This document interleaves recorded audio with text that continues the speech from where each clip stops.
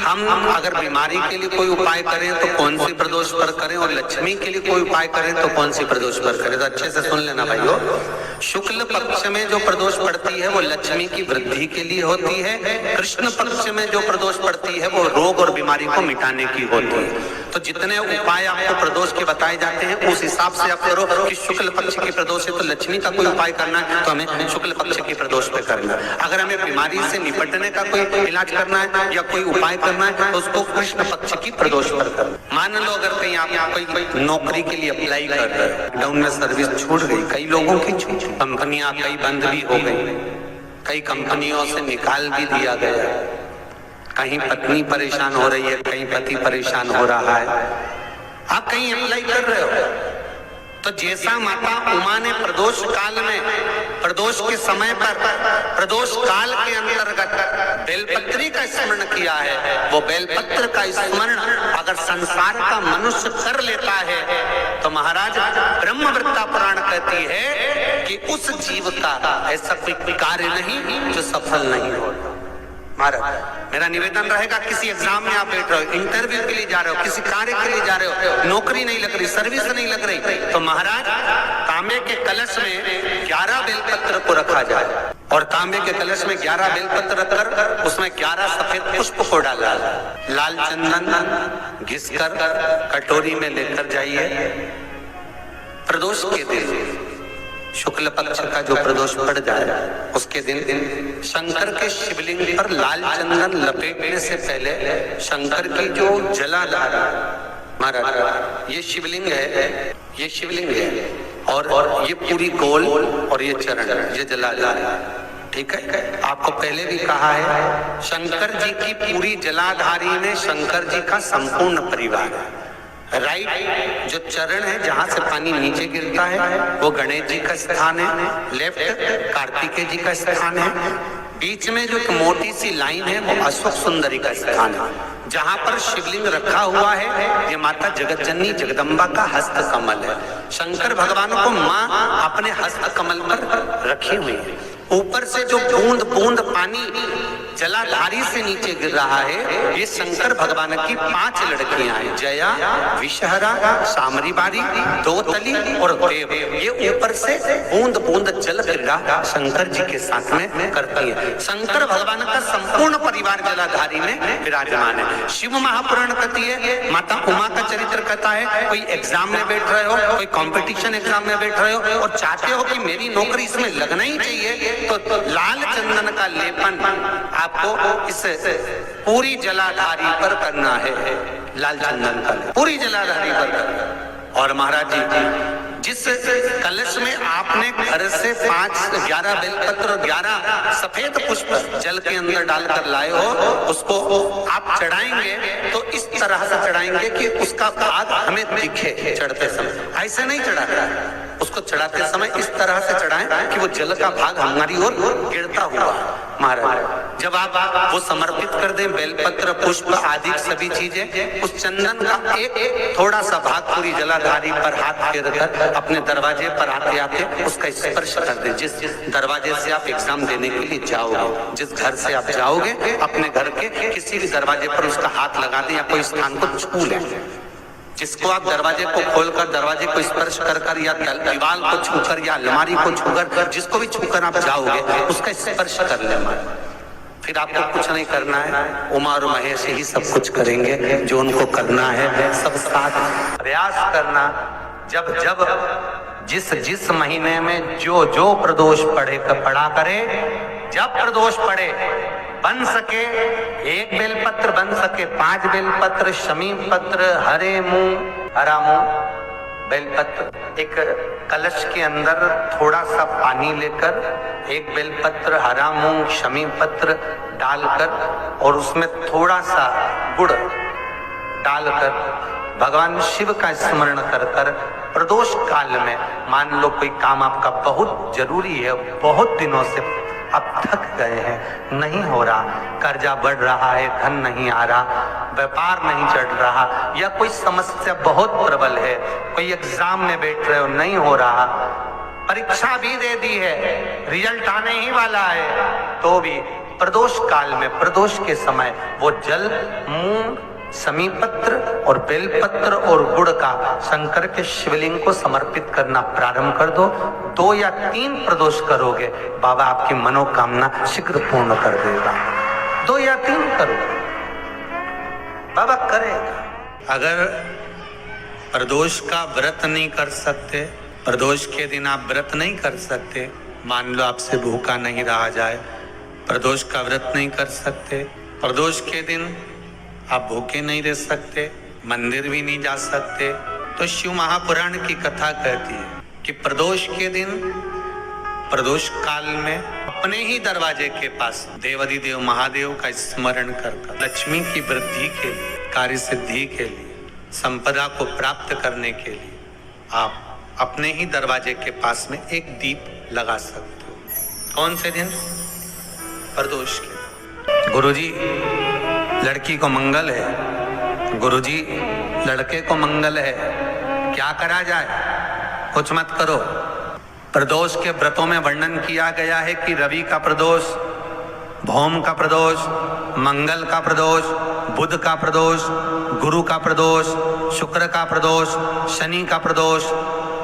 जो प्रदोष पड़ते हैं पूरे महीनों में, पूरे वर्ष में, मंगल का प्रदोष निकाल कर रख लो कि मंगल का प्रदोष इस दिन पड़ रहा है, मंगल की त्रयोदशी तिथि पड़ रही है, प्रदोष व्रत मंगलवार का पड़ रहा है। और जिन लड़का लड़की को मंगल होते हैं, जिन कन्या और वर को मंगल होते हैं, केवल शंकर भगवान के मंदिर में जाकर चौमुखी दिया, 4 बत्ती का दिया आटे का, उसमें घी डालकर लड़की शंकर भगवान के मंदिर में मात्र 7 बार शंकर पे से उतार कर, 3 बार स्वतः उतार कर शिव के मंदिर में रख देती है। उसका मंगल आड़े आता ही नहीं है, मंगल नहीं आता सामने। मंगल प्रदोष व्रत का इतना महत्व है महाराज। ये प्रदोष व्रत होता क्या है? प्रदोष व्रत का महत्व क्या है? शिव महापुराण की कथा कहती है शंकर भगवान का प्रदोष का व्रत, अर्थात चंद्रदेव को जो क्षय रोग हो गया, बीमार पड़ गए, शरीर गलकर नीचे गिरने लगा, तब देव ऋषि नारद ने भगवान चंद्र को शंकर भगवान के पूजन का विधान बताया। और पूजन करते करते त्रयोदशी तिथि आ गई, जिस त्रयोदशी के दिन चंद्रदेव ने सुबह से शाम तक कुछ नहीं खाया। शाम के समय सूर्य अस्त के पहले चंद्रदेव ने स्नान किया, श्वेत वस्त्र धारण करे, और श्वेत वस्त्र धारण कर कर चंद्रदेव शंकर के शिवलिंग की पूजन करने बैठ गए। भगवान के शिवलिंग की पूजन जब चंद्रदेव ने करी, हाथ में अक्षत लेकर चंद्रदेव ने शंकर को समर्पित करे, ओम उमापति नमः कहकर जब चंद्रदेव ने शिव को समर्पित करे, भगवान शंकर त्रयोदशी के दिन प्रदोष समय में, प्रदोष काल में प्रकट हो गए और प्रकट होकर बोले, हे चंद्र, तुमने आज मेरा अनुरोधन किया है, आज मेरा स्मरण किया है, जाओ आज त्रयोदशी के दिन प्रदोष काल में मैं तुम्हारे शरीर को स्वस्थ करता हूं। तब से ये प्रदोष व्रत प्रारंभ हुआ है महाराज। किसने करा है प्रदोष व्रत? भगवान विष्णु ने करा था। जब घोड़े का मुंह लगा, हयग्रीव अवतार, लक्ष्मी जी हंस दी थी तो घोड़े का मुंह भगवान विष्णु का लगा, तब भगवान विष्णु ने प्रदोष व्रत करा था। भगवान विष्णु प्रदोष व्रत 11, 26 अवश्य करना चाहिए, या तो 11 करो या 26 करो, करना चाहिए। प्रदोष कोई साधारण सा व्रत नहीं है, प्रदोष कोई निम्नता व्रत नहीं है, सहजता का। एक एक प्रदोष का महत्व शास्त्र वर्णन करता, शिव महापुराण कहती है एक एक प्रदोष का महत्व, एक एक प्रदोष शंकर भगवान का मिलन बिंदु है प्रदोष। है कि सोमवार की अगर प्रदोष पड़ती है, बहुत ध्यान से सुनना महाराज, सोमवार की प्रदोष पड़ती है तो शंकर भगवान कैलाश पर निवास करते हैं। मंगलवार की प्रदोष पड़ती है तो शिव काशी में निवास करते हैं। बुधवार की प्रदोष पड़ती है तो शिव रजत भवन में निवास करते हैं।